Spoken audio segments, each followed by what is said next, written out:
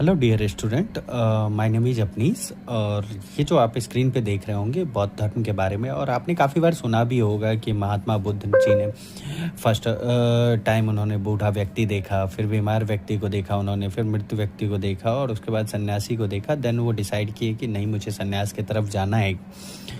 तो ये सब जानने के लिए अपने को कुछ ज़रूरी जो एग्ज़ाम से रिलेटेड है, जो बीपीएससी टीआरई का, टीचर का कोई भी एग्ज़ाम हो, कोई भी जीएस से रिलेटेड एग्ज़ाम होगा, यूपीएससी हो, बीपीएससी हो, कोई भी स्टेट पीसीएस का एग्ज़ाम हो, तो इस बौद्ध धर्म से क्वेश्चन रहता ही रहता है। तो आपको बेसिक फैक्ट तो ज़रूर से याद होना चाहिए, जैसे लाइक 563 बीसी में लुम्बिनी वन में कपिलवस्तु करके जगह है नेपाल में, वहाँ पे उनका जन्म हुआ था।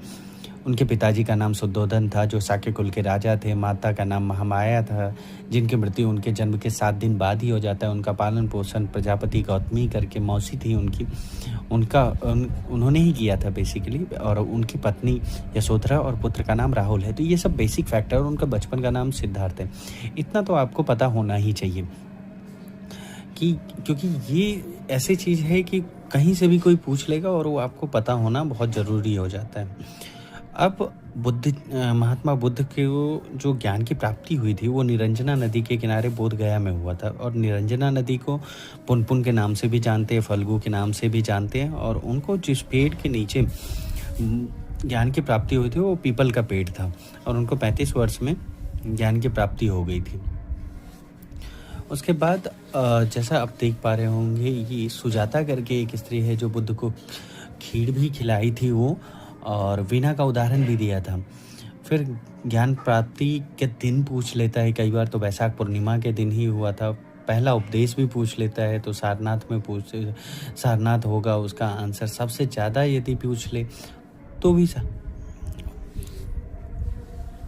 बुद्ध की मृत्यु के बारे में भी आप जान सकते हैं। 483 ईस्वी में कुशीनगर में हुआ था। और जब इनकी मृत्यु हुई थी उसी टाइम पे पहला बौद्ध संगति भी हुआ था 483 बीसी में ही। और वो कहाँ हुआ था? तो वो राजगृह में हुआ था, अजात शत्रु के टाइम पे। और बुद्ध का प्रिय शिष्य यदि पूछ ले तो आनंद है। तो ये सारी जानकारी आपको, और भी चीज़ें हैं जो महात्मा बुद्ध के बारे में आप जान सकते हो, बट ये बेसिक फैक्ट्स हैं जो आपको जानना ही चाहिए।